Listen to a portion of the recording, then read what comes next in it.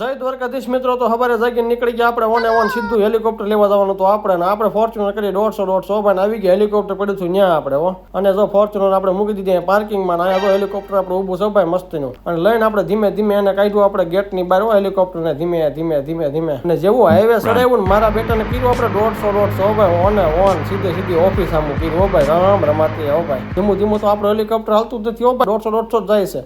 અને આવી ગયા આપણે ઓફિસ અને પાર્કિંગમાં મૂકી દીધું, પણ હા બધો આટા મારે આપણે હેલિકોપ્ટરની ફરતે અને મસ્ત વ્યૂ જોતા હતા. આપણે કરી દીધું આપણું કામ શરૂ. ત્યાં ફોન આવી ગયો, હેલિકોપ્ટર લઈને જવાનું તો આરટીઓ, કેમ કે એને સીએનજી કીટ નાખીને રજીસ્ટ્રેશન કરાવવા જવાનું. તો આપણે આરટીઓ હેલિકોપ્ટરને પાછું ઉપાડ્યું. ભાઈ ઓન ત્યાં રિક્ષાવાળા વોઇસમાં લડી લીધું એને છે મારી બેટા. અને આરટીઓ પગેલા ઓહો અહીંયા તો લાઈન લાગે મારી બેટી ભારે કરી. ફાઇનલી અડધી કલાક ઉભા રહીને આપણો વારો તો આવી ગયો ભાઈ, મસ્ત કામ થઈ ગયું. ને આપણે નીકળી ગયા પાછા હેલિકોપ્ટર લઈને ભાઈ, કેમ કે હેલિકોપ્ટર પાછું મૂકવાઈ જવાનું હતું. અને પાછું ઉપાડ્યું અને રોડ કર્યું ભાઈ. ત્યાં રસ્તામાં ઘોડો જો, પણ એમ લાગે નહીં મારો બેટા ઘોડો ઘરે લઈ જવાની જરૂર છે. ઘરે લઈ જવા ભાઈ, જોરદાર લાગે.